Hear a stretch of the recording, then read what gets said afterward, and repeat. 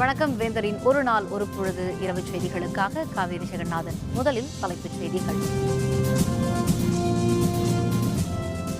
கிருஷ்ணகிரியில் லாரி பேருந்து கார் மோதி விபத்து, 17 பேர் பலி, 29 பேர் காயம். ஆளுங்கட்சியும் எதிர்க்கட்சியும் நாணயத்தின் இரு பக்கம் போல் செயல்பட வேண்டும். பேரவைத் தலைவரை வாழ்த்தி ஜெயலலிதா பேச்சு. 15வது பேரவைத் தலைவராக தனபால் பொறுப்பேற்பு. துணைத் தலைவரானார் பொள்ளாச்சி ஜெயராமன்.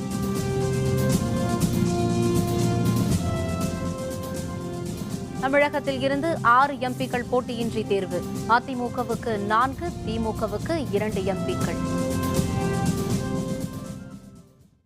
கிருஷ்ணகிரி அருகே நேரிட்ட பேருந்து விபத்தில் 17 பேர் பலியானார்கள். 29க்கும் அதிகமானோர் படுகாயமுற்றனர்.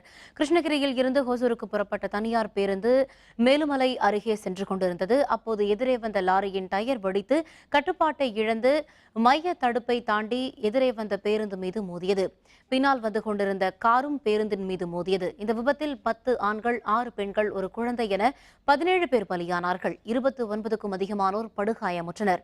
சம்பவ இடத்திற்கு சென்ற காவல்துறையினரும் தீயணைப்பு படையினரும் மக்களும் மீட்பு பணியில் ஈடுபட்டனர். காயமடைந்தவர்களை மீட்டு பெங்களூரு, தருமபுரி மருத்துவமனைக்கு அனுப்பி வைத்தனர். இந்த விபத்தில் பலர் படுகாயமடைந்திருப்பதால் உயிரிழப்பு மேலும் அதிகரிக்கும் என்று அஞ்சப்படுகிறது. கிருஷ்ணகிரி மாவட்ட ஆட்சியர் கதிரவன் விபத்து நடந்த இடத்திற்கு சென்று மீட்பு பணிகளை விரைவுபடுத்தினார். விபத்தில் பாதிக்கப்பட்டவங்களுக்கு 19 பேருக்கு இருந்தாங்க.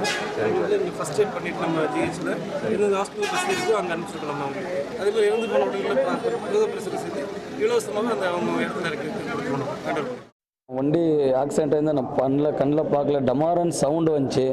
அது ஒன்று தான் காது கேட்குச்சு, அவ்வளோதான். அது விட்ட வேறு எதுவுமே கேட்கல. கால் தான் அடிபட்டுச்சு சார். அதெல்லாம் வந்தாங்க. அப்புறமா எடுத்து ஆம்புலன்ஸுக்கு ஃபோன் போட்டாங்க. அப்போ கூட எனக்கு ஞாபகம் இல்லை. எடுத்து வெளியில் போட்டாங்க. கால் மாட்டினுச்சு கீழே. நம்ம எடுத்து ஆம்புலன்ஸில் போட்டாங்க. எனக்கு ஒன்று வந்தாங்க. எங்கள் வீட்டுக்காரி அஞ்சலா ஊருக்கு போயிடுச்சு. திரும்பி வரல ஆக்சிடென்ட் ஆகிடுச்சு. இருந்து எனக்கு ஃபோன் பண்ணாங்க, இப்படி ஃபஸ்ட்டு ஆக்சிடென்ட் ஆகி போயிடுச்சிங்க, நான் வரலாம், நிறையா பேர் அடிபட்டு கிடக்குறாங்க அப்படின்ட்டு நான் உடனே எங்கள் ஓனர் கூட்டிகிட்டு நாங்கள் வந்து. ஆளுங்கட்சியும் எதிர்க்கட்சியும் நாணயத்தின் இரு பக்கம் போல் செயல்பட வேண்டும் என முதல்வர் ஜெயலலிதா கேட்டுக் கொண்டுள்ளார். தமிழக பேரவை இன்று காலை கூடியதும் பேரவைத் தலைவராக தனபால் போட்டியின்றி தேர்ந்தெடுக்கப்பட்டதாக தற்காலிக பேரவைத் தலைவர் செம்மலை அறிவித்தார். இதேபோல் துணைத் தலைவராக பொள்ளாச்சி ஜெயராமனும் தேர்ந்தெடுக்கப்பட்டுள்ளார். இதனையடுத்து அவை முன்னவர் ஓ பன்னீர்செல்வமும் எதிர்க்கட்சித் தலைவர் ஸ்டாலினும் புதிய பேரவைத் தலைவர் தனபாலை பேரவைத் தலைவர் இருக்கையில் அமர வைத்தனர். பின்னர் தற்காலிக தலைவர் செம்மலை விடைபெற்றார். தமிழினத்தின் உள்ளமெல்லாம் அமர்தல் வேண்டும் என்று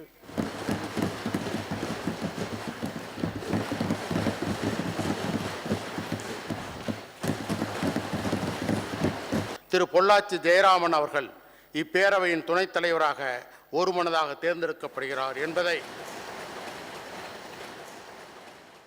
தமிழக பேரவைத் தலைவராக தேர்வு செய்யப்பட்ட தனபாலுக்கும் துணைத் தலைவர் பொள்ளாச்சி ஜெயராமனுக்கும் முதல்வர் ஜெயலலிதா வாழ்த்து தெரிவித்தார். அப்போது பேசிய அவர், நடுநிலை மாறாத தராசு போல் பேரவைத் தலைவர் செயல்பட வேண்டும் என்று கேட்டுக்கொண்டார். பேரவைத் தலைவரின் மாண்பை காக்கும் வகையில் எதிர்க்கட்சி செயல்படும் என்ற நம்பிக்கை இருப்பதாகவும் ஜெயலலிதா குறிப்பிட்டார். ஜனநாயக நாட்டில் ஆளுங்கட்சி, எதிர்க்கட்சி என்பவை ஒரு நாணயத்தின் இரு பக்கங்கள். இதில் ஒரு பக்கம் சரியாக இருந்து மறுபக்கம் சிதைந்து போயிருக்குமேயானால் அந்த நாணயம் செல்லா காசாகிவிடும் என்றார் பேரறிஞர் அண்ணா அவர்கள். எனது தலைமையிலான அனைத்திந்திய அண்ணா திராவிட முன்னேற்ற கழகத்தை பொறுத்தவரையில் எதிர்க்கட்சிகளின் எண்ணிக்கைக்கேற்ப எங்கள் நடவடிக்கைகளை வகுத்து கொள்பவர்கள் நாங்கள் அல்ல. எதிர்க்கட்சிகளின் எண்ணங்களை பார்த்து மக்களின் எண்ணங்களை எவ்வாறு அவர்கள் பிரதிபலிக்கின்றனர் என்று பார்த்து அவர்களின் ஆக்கப்பூர்வமான கருத்துக்களுக்கு மதிப்பளிக்கக்கூடிய வகையில் விளங்குவோம் என்ற உத்தரவாதத்தை என்னால் அளிக்க முடியும். இதனைத் தொடர்ந்து பேசிய எதிர்க்கட்சித் தலைவர் மு க ஸ்டாலின் திமுக சார்பில் புதிய பேரவைத் தலைவருக்கு வாழ்த்துக்களை தெரிவித்தார்.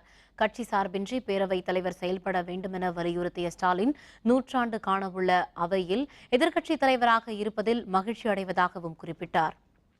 தமிழக சட்டமன்றத்தின் மாண்புமிகு பேரவைத் தலைவராக தேர்வு செய்யப்பட்டிருக்கக்கூடிய தங்களை நான் சார்ந்திருக்கக்கூடிய திராவிட முன்னேற்ற கழகத்தின் சார்பில் மனப்பூர்வமான வாழ்த்துக்களை முதலில் நான் தெரிவித்துக் கொள்ள விரும்புகிறேன்.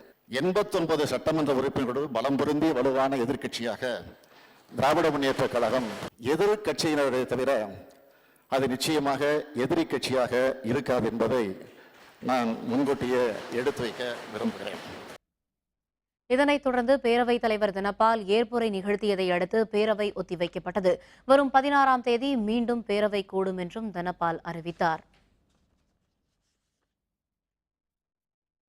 திமுக தலைவர் கருணாநிதியின் 93வது பிறந்த நாளை ஒட்டி அவருக்கு தலைவர்கள், தொண்டர்கள் என ஏராளமானோர் வாழ்த்து தெரிவித்தனர்.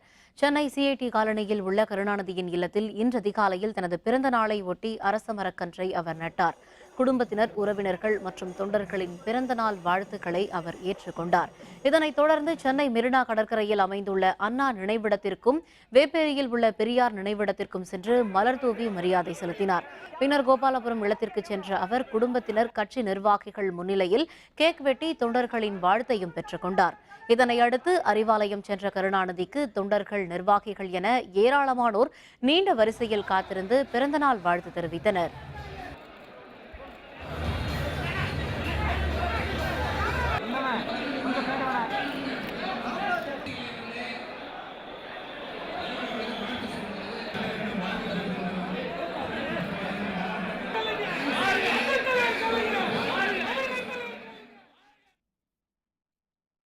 தமிழகத்தில் இருந்து மாநிலங்களவைக்கு அதிமுக சார்பில் 4 பேரும், திமுக சார்பில் 2 பேரும் போட்டியின்றி தேர்வு செய்யப்பட்டுள்ளனர்.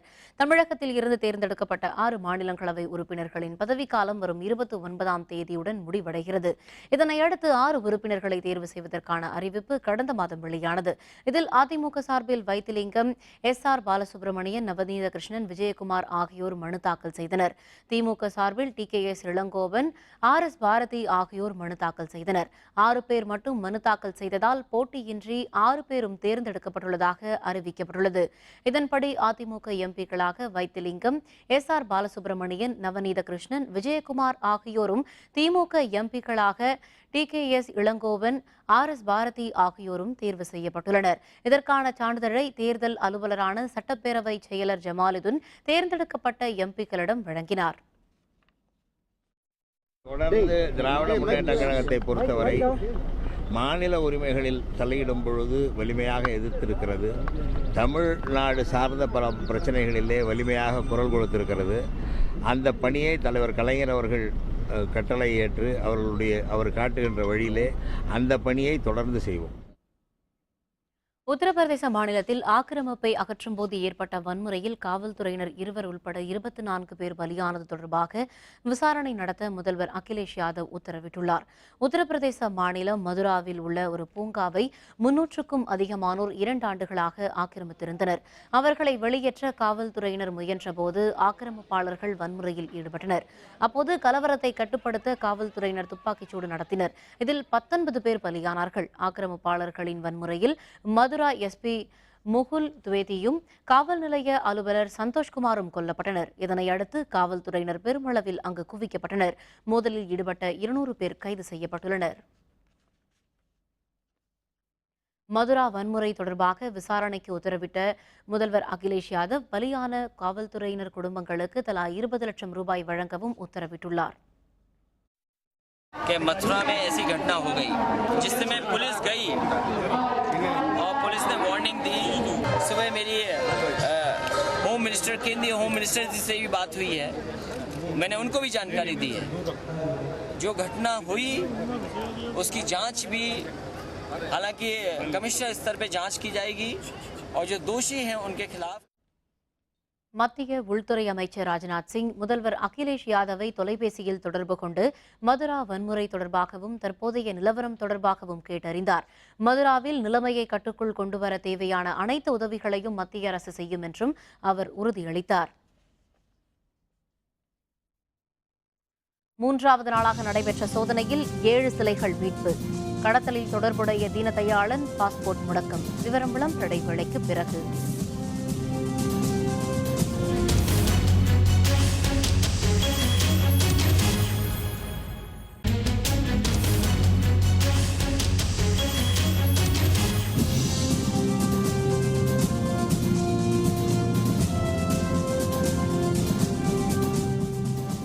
செய்திகள் தொடர்கின்றன.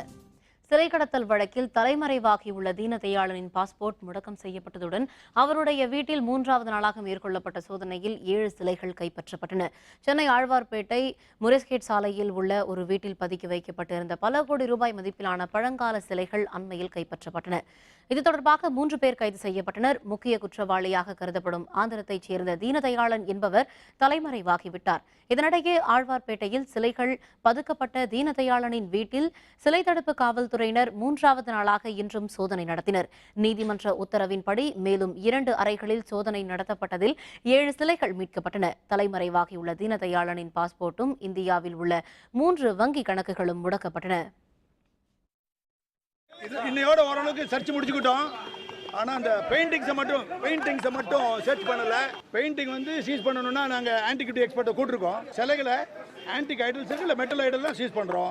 அதே மாதிரி கல் ஐடல்களையும் எங்களால் சீஸ் பண்ணுறோம். கோர்ட்டுக்கு கொண்டு போக முடியாது, அதனால் லேட்டாக தான் கொண்டு போவோம். இன்னைக்கு 6 o'clock முடிச்சிருவோம். ரெக்கார்டிங் தான் பண்ணிட்டு இருக்கோம். சிலை திருப்பு பிரிவு போலீசார் அறைகளை சோதனை செய்த பொழுது 2 அம்மன் சிலைகள், பெரிய அம்மன் சிலைகளையும் 2 கிருஷ்ணர் சின்ன ஐம்பொன் உலோக சிலையும் கைப்பற்றப்பட்டது. மேலும் ஒரு கல் சிலையும் கைப்பற்றப்பட்டது. நிறைய ஓவியங்கள் இருக்குது, காஸ்டியான ஓவியங்கள். இது வந்து டெல்லியிலேருந்து ஐசார் வந்து லெட்டர் எழுதியிருக்காங்க. எக்ஸ்பர்ட் டீம் ஏஎஸ்லேருந்து வந்து அவங்க ஒப்பீனியன் கொடுத்த பிறகு அந்த ஓவியங்கள் கைப்பற்றப்படும். பெரம்பலூர் அருகே உள்ள மருவத்தூர் கிராமத்தில் 700 ஆண்டுகள் பழமை வாய்ந்த சோழர் கால சிவன் கோவில் அமைந்துள்ளது. சில ஆண்டுகளுக்கு முன் இங்கிருந்த சுவாமி சிலைகள் கடத்தி செல்லப்பட்டன. தற்பொழுது சென்னையில் சிலை கடத்தும் கும்பலிடமிருந்து கைப்பற்றப்பட்ட சிலைகளில் தங்கள் ஊரில் இருந்து கடத்தப்பட்ட சிலைகள் இருந்தால் அவற்றை மீட்டு தர வேண்டும் என்றும் மருவத்தூர் கிராம மக்கள் கோரிக்கை விடுத்தனர். நிறைய சிலைகள், கோவில் சிலைகள்லாம் காண பிறகு யாரும் பராமரிப்பு இல்லாமல் இருந்ததுனால அந்த சிலைகள்லாம் போனதே நிறைய பேருக்கு தெரியாமல் போயிடுது. இப்போது சமீபத்தில் செய்தித்தாள் தொலைக்காட்சியிலலாம் சென்னையில் ஆழ்வார்பேட்டில் ஒரு பெரிய குரூப்பில் சிலைகள் பிடிச்சிருக்குன்னு சொல்லி போட்டிருக்காங்க. ஒருவேளை அந்த இதில் வந்து இந்த மாதிரி சிலைகள்லாம், கோவில் சேர்ந்த சிலைகள்லாம் அங்கே இருந்ததுன்னு ஏதாவது அது கண்டறியறதுக்கு ஏதாவது உதவி பண்ணாங்கன்னா கோவில் திருப்பணிக்கு மிக உதவியாக இருக்கும். கோயம்புத்தூரில் விபத்து ஏற்படுத்திய தனியார் பேருந்தை தாக்கிய மக்கள் சாலை மறியலில் ஈடுபட்டதால் போக்குவரத்து பாதிக்கப்பட்டது.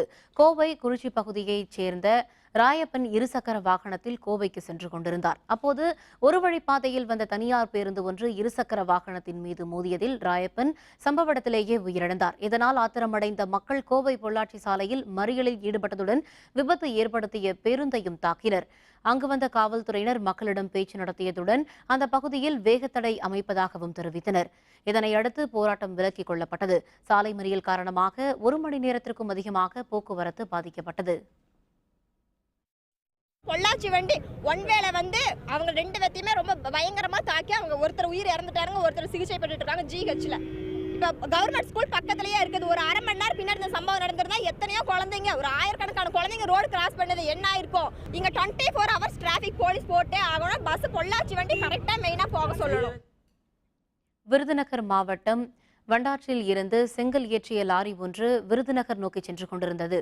அப்போது சிவஞானபுரம் அருகே ஆட்டோ மீது லாரி மோதி விபத்திற்குள்ளானது. இதில் ஆட்டோ ஓட்டுநர், உரிமையாளர் ஆகியோர் சம்பவ இடத்திலேயே உயிரிழந்தனர். தமிழகத்தில் மருத்துவ படிப்புக்கான விண்ணப்ப விநியோகம் வரும் 6ஆம் தேதியுடன் முடிவடைகிறது. இதுவரை 21,821 விண்ணப்பங்கள் விநியோகிக்கப்பட்டுள்ளன. 6ஆம் தேதி விண்ணப்ப விநியோகத்திற்கு கடைசி நாள் என்றும், நிறைவு செய்யப்பட்ட விண்ணப்பங்களை திருப்பி அளிப்பதற்கு 7ஆம் தேதி கடைசி நாள் எனவும் மருத்துவ இயக்குநரகம் அறிவித்துள்ளது. இது பற்றிய விரிவான விவரங்களை தருகிறார் நமது செய்தியாளர் புவனேஸ்வரி. தமிழகத்தில் MBBS BDS படிப்புகளில் சேருவதற்கான விண்ணப்பங்கள் இதுவரை 21,821 விண்ணப்பங்கள் விநியோகிக்கப்பட்டுள்ளதாக மருத்துவ கல்வி இயக்ககம் தெரிவித்துள்ளது. தமிழகத்தில் MBBS BDS படிப்புகளில் சேர்வதற்காக கடந்த மே 25ஆம் தேதி விண்ணப்பங்கள் விநியோகிக்கப்பட்டுள்ளது. இதனை அடுத்து வருகின்ற ஜூன் 6ஆம் தேதி இந்த விண்ணப்ப விநியோகத்திற்கு கடைசி நாளாகும். இதனை அடுத்து 7ஆம் தேதி பூர்த்தி செய்யப்பட்ட விண்ணப்பங்களை சமர்ப்பிக்கவும் கடைசி நாளாகும். இந்நிலையில் இதுவரை 21,821 விண்ணப்பங்கள் விநியோகிக்கப்பட்டுள்ளதாகவும் அதில் 6,797 பேர் பூர்த்தி செய்யப்பட்ட விண்ணப்பங்களை சமர்ப்பித்துள்ளதாகவும் மருத்துவ கல்வி இயக்ககம் அறிவித்துள்ளது. அது மட்டுமல்லாமல் வருகின்ற 17ஆம் தேதி தரவரிசை பட்டியல் வெளியிடப்பட உள்ளது. அதனை அடுத்து ஜூன் 20ஆம் தேதி கலந்தாய்வு தொடங்க உள்ளது.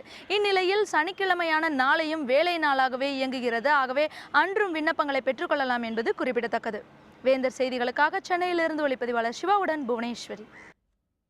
திருப்பூரில் குழந்தைகளை கொன்றுவிட்டு மனைவியுடன் தொழிலதிபர் தற்கொலை செய்த சம்பவத்தில் அந்த உடல்கள் அனைத்தும் கோயம்புத்தூர் அரசு மருத்துவமனைக்கு கொண்டுவரப்பட்டன. திருப்பூர் கணபதிபாளையத்தைச் சேர்ந்த பின்னலாடை தொழிலதிபர் தாமரைக்கண்ணன் மீது 3.5 கோடி ரூபாய் மோசடி செய்ததாக வழக்கு பதிவு செய்யப்பட்டது. இதனையடுத்து நேற்றிரவு தனது மகன்களை தூக்கிலிட்டு கொலை செய்த தாமரைக்கண்ணன் மனைவியுடன் வீட்டின் வரவேற்பறையில் தூக்கிட்டு தற்கொலை செய்து கொண்டார். இதுகுறித்து தகவல் அறிந்த காவல்துறையினர் குடும்பத்தினர் அனைவரின் உடல்களையும் மீட்டு மறு உடற்கூறு ஆய்விற்காக கோயம்புத்தூர் அரசு மருத்துவமனைக்கு அனுப்பி வைத்தனர்.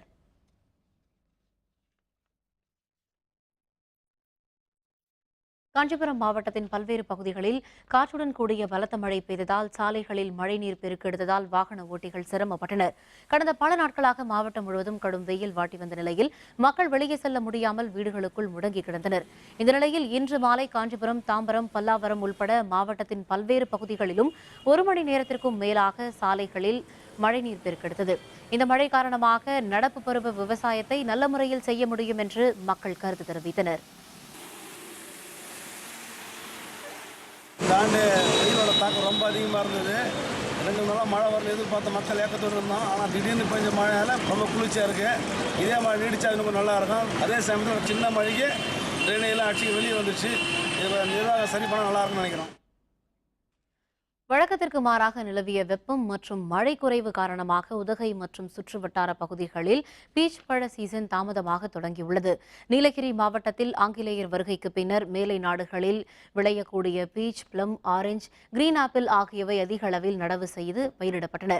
உதகை மற்றும் சுற்றுவட்டார பகுதிகளில் வீடுகளிலும் தேயிலை தோட்டங்களிலும் பீச் மரங்கள் வளர்க்கப்பட்டு வருகின்றன. வழக்கமாக மே மாதம் முதல் வாரத்தில் சீசன் தொடங்கும் நிலையில் மழை குறைவு மற்றும் வழக்கத்திற்கு மாறாக நிலவிய வெப்பம் காரணமாக சீசன் தொடங்காமல் இருந்தது. தற்பொழுது மழை பெய்ய தொடங்கி குளிர்ந்த சூழல் நிலவுவதால் பீச் மரங்களில் கொத்து கொத்தாக காய்கள் காய்க்க தொடங்கியுள்ளன. சீசன் ரொம்ப டிலே ஆகி போச்சு. ஏன்னா காரணம் மழை இல்லாத காரணனால வெயில் அதிகமாக இருந்ததுனால இப்போ தான் சீசன் பிடிச்சி நல்லா காய் காய்ச்சி கொத்து கொத்தாக இருக்குது. இதை நாங்கள் விற்கிறதெல்லாம் கிடையாது. இங்கே ஊரில் இருக்கிற பிள்ளைங்கள மற்றவங்கள எல்லாம் பொறிச்சு சாப்பிட்டுட்டு போவாங்க. இது பிளைன்ஸ்கார் அநேகமாக ரொம்ப விரும்புகிறாங்க. கொடைக்கானலில் உள்ள பிரையன் பூங்காவில் நடைபெற்ற நாய்கள் கண்காட்சியை திரளான சுற்றுலா பயணிகள் பார்த்து ரசித்தனர். திண்டுக்கல் மாவட்டத்தில் உள்ள மலைகளின் இளவரசி என்று அழைக்கப்படும் கொடைக்கானலில் கடந்த மாதம் 28ஆம் தேதி முதல் கோடை விழா நடைபெற்று வருகிறது. அவ்விழாவின் ஒரு பகுதியாக பிரையன் பூங்காவில் இன்று நடைபெற்ற நாய்கள் கண்காட்சியில் கிரேட்டர் செயின்ட் பெர்னார்ட், லேபர்டாக், ஜெர்மன் ஷெப்பர்ட், பொமரேனியன் என பல வகையான நாய்கள் பங்கு பெற்றன. அவற்றில் செயின்ட் பெர்னார்ட் இனம் பார்வையாளர்களை பெரிதும் கவர்ந்தது. கண்காட்சியில் மோப்பத்திறன், கீழ்ப்படிதல் ஆகிய பிரிவுகளில் சிறந்த நாய்களுக்கு பரிசுகள் வழங்கப்பட்டன. கொடைக்கானலைச் சேர்ந்த ஜஸ்டின் கென்னடியின் செயின்ட் பெர்னார்ட் வகை நாய் ஒட்டுமொத்த சாம்பியன் பட்டத்தையும் தட்டி சென்றது.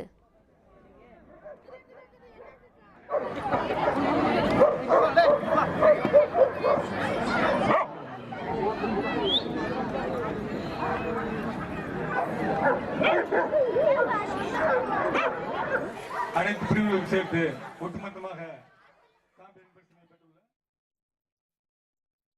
ஆசியாவிலேயே மிகப்பெரிய தேரான திருவாரூர் தியாகராஜ சுவாமி கோவிலின் தேரோட்டம் 5 ஆண்டு இடைவெளிக்கு பின்னர் நடைபெறுவதால் அதற்கான பணிகள் முனைப்புடன் நடைபெற்று வருகின்றன.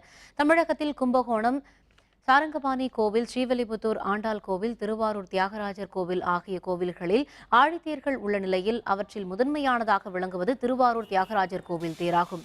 5 ஆண்டு இடைவெளிக்கு பின்னர் வரும் 16ஆம் தேதி தேரோட்டம் நடைபெற இருப்பதால் அதற்கான பணிகள் முனைப்புடன் நடைபெற்று வருகின்றன. கடந்த ஆண்டு அக்டோபர் மாதம் 26ஆம் தேதி வெள்ளோட்டம் நடைபெற்ற நிலையில் தேர் அலங்கார பணிகள் நடைபெற்று வருகின்றன. வரும் 15ஆம் தேதி விநாயகர் மற்றும் சுப்பிரமணிய சுவாமிகள் தேரும் வலம் வர உள்ள நிலையில் விழாவின் முக்கிய நிகழ்வாக வரும் 16ஆம் தேதி தியாகராஜர், அம்மன், சண்டிகேஸ்வரர் தேர்கள் 4 வீதி வழியாக உலா வரவிருக்கின்றன. இந்த தேர் பழமை மாறாமல் புது பொலிவுடன் அந்த கலை அம்சத்துடன் செஞ்சுருக்கிறோம். அது மட்டும் இல்லாமல் இந்த தேருக்கு தேவையான மரங்கள் 70% மரங்கள் தேக்கு மரமும் 30% மரங்கள் இலுப்பை மரமும் பயன்படுத்தப்பட்டு இந்த தேர் சிறப்பான முறையில் வடிவமைக்கப்பட்டதில் ரொம்ப சந்தோஷமும் மகிழ்ச்சியும் அடைகிறோம். அழகுலையும் சரி, ஹைட்லையும் சரி, எல்லாத்துலேயுமே திருவாரூர் தேர் புகழ்பெற்ற தேர். தேர் 2010 நடந்த மாரி இப்போ 2016 சிறப்பாக நடக்குது சார். புதுப்பிச்சு கட்டுமானம் பண்ணி நடந்துக்கிட்டு இருக்கு. இப்போ சாரம் கட்டுறது எல்லாம் நடந்துகிட்டு இருக்கோம். புதுப்பிச்சு இப்போ 16ஆம் தேதி தேரோட்டம். ஒரு 4 வருஷமாக புதுப்பித்திருக்கோம். இப்போ வந்து கட்டுமான பணிகள் நடந்து இருக்கிறது. அதுவும் சிறப்பாக நடந்து கொண்டு இருக்கிறது. பாதுகாப்புடன் நாங்கள் வேலை பார்த்து கொண்டு இருக்கிறோம். சுமார் ஒரு 350லேருந்து ஒரு 400 டன் வரைக்கும் எடை உள்ள தேர். 5 ஆண்டுகள் நிறுத்தப்பட்டு புதுப்பிக்கப்பட்டு புது தேராக வடிவமைப்பட்டு பழைய சிற்பங்கள் அனைத்தையும் மாறாமல் அந்த கிட்டத்தட்ட 450 சிற்பங்களுக்கு மேல் அதே சிற்பத்தை புதுப்பித்து புது மரங்கள் கொண்டு செய்யப்பட்டு அச்சு வீட்கள் அனைத்தையும் சேர்த்து கிட்டத்தட்ட ஒரு 400 டன் எடை கொண்ட அந்த தேரினை அனைத்து மக்களும் இழுத்து தியாகேசன் திருவருள் பெற்று செல்லுமாறு அன்போடு அழைக்கின்றோம். இனி SRM தமிழ் பேராயம் வழங்கும் வேந்த டிவியின் நூலின்றி அமையாது அறிவு சென்னை புத்தக கண்காட்சி சிறப்பு செய்தி தொகுப்பு.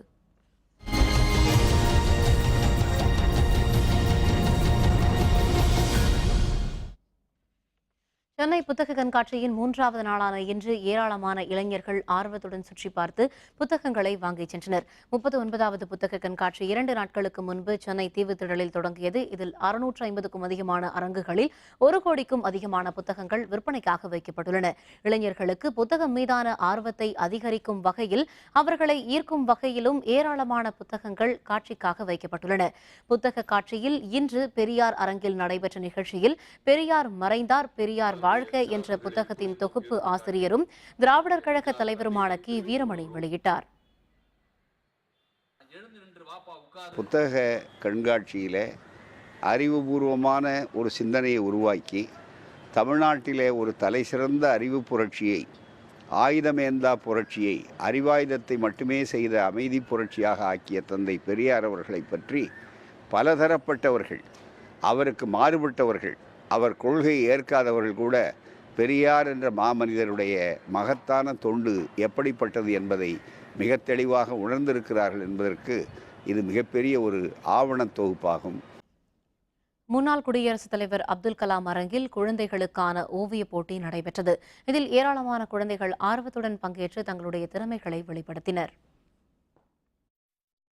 ஒவ்வொரு வருஷமும் புக் ஃபேர் வருவோம். இந்த வருஷம் கொஞ்சம் லேட், அந்த மழைங்கனால கொஞ்சம் லேட்டாக போட்டிருக்காங்க இந்த ஜூனில். இங்கே அட்டன் பண்ணதில் இந்த கிட்ஸோடைய ஓவிய போட்டியில் எங்களுக்கு ரொம்ப இன்ட்ரெஸ்ட், ரொம்ப பிடிச்சிருக்கு.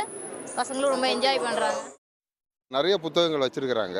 வரலாற்று சம்மந்தப்பட்ட புத்தகங்கள், மொழிபெயர்ப்பு புத்தகங்கள் அப்படியெல்லாம் வச்சுருக்காங்க. நான் மொழிபெயர்ப்பு புத்தகங்கள் சில இதெல்லாம் வாங்கினேன், வரலாற்று புத்தகங்கள் வாங்கினேன். இல்லை, ரொம்ப யூஸ்ஃபுல்லாக இருக்குது. சில வெளியில் தேடி கிடைக்க முடியாத புத்தகங்கள்லாம் கூட இங்கே கிடைக்கிறதுக்கு வாய்ப்பு இருக்குது.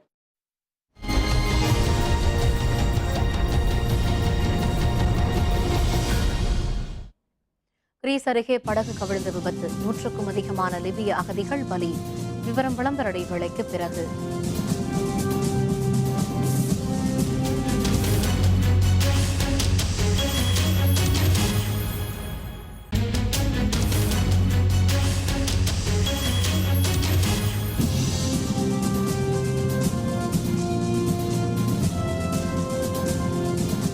செய்திகள் தொடர்கின்றன. இனி அயலக செய்திகள்.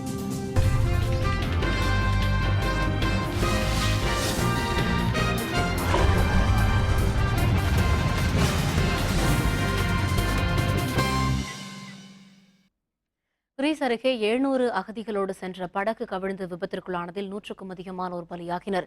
உள்நாட்டுப் போரால் சீர்குலைந்திருக்கும் ஈராக், சிரியா, லிபியா, ஆப்கானிஸ்தான் ஆகிய நாடுகளில் இருந்து ஆயிரக்கணக்கான மக்கள் ஐரோப்பிய நாடுகளுக்கு அகதிகளாக செல்கின்றனர். அவ்வாறு செல்வோர் ரப்பர் படகுகள் போன்றவற்றில் பாதுகாப்பற்ற முறையில் பயணம் செய்கின்றனர். மத்திய தரைக்கடல் வழியே செல்லும் இதுபோன்ற படகுகள் அடிக்கடி விபத்திற்குள்ளாகின்றன. இந்த நிலையில் கிரீஸ் நாட்டில் குடியேறும் நோக்கத்துடன் 700 பேருடன் சென்ற படகு விபத்திற்குள்ளானதில் 100க்கும் அதிகமானோர் பலியாகியுள்ளனர்.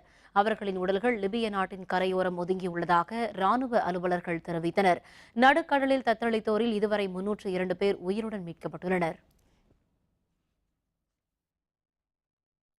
சீன தலைநகர் பெய்ஜிங்கில் உள்ள தியான்மின் சதுக்கத்தில் மாணவர் போராட்டம் நசுக்கப்பட்டதன் 27வது ஆண்டு நினைவு நாள் வருவதால் கூடுதல் பாதுகாப்பு போடப்பட்டுள்ளது.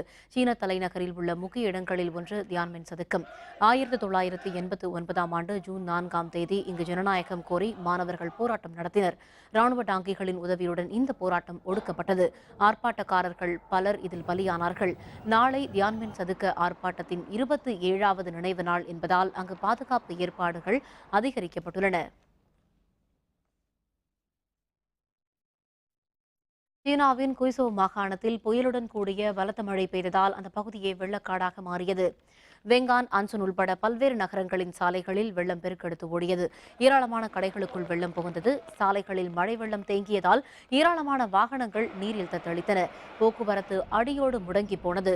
மீட்பு மற்றும் வெள்ள நீரை வடியச் செய்யும் பணியில் தீயணைப்புத் துறையினர் முனைப்புடன் ஈடுபட்டுள்ளனர்.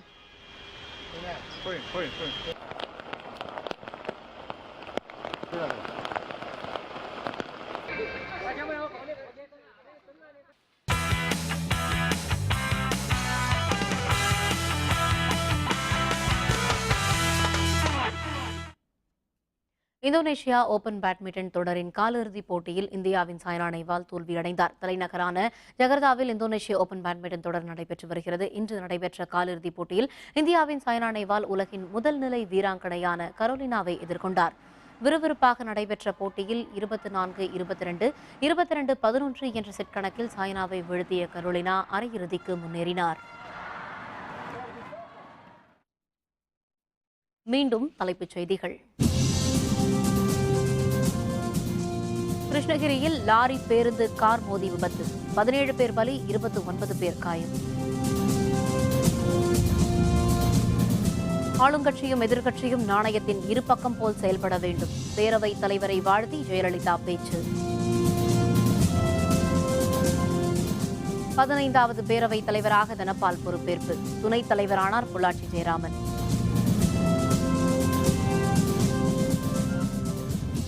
தமிழகத்தில் இருந்து 6 எம்பிக்கள் போட்டியின்றி தேர்வு. அதிமுகவுக்கு 4, திமுகவுக்கு 2 எம்பிக்கள். இத்துடன் வேந்தரின் ஒரு நாள் ஒரு பொழுது இரவு செய்திகள் நிறைவடைந்தன. மீண்டும் இரவு 10 மணிக்கு கண்ணுறங்கும் வேளை இரவு செய்திகளில் சந்திப்போம். வணக்கம்.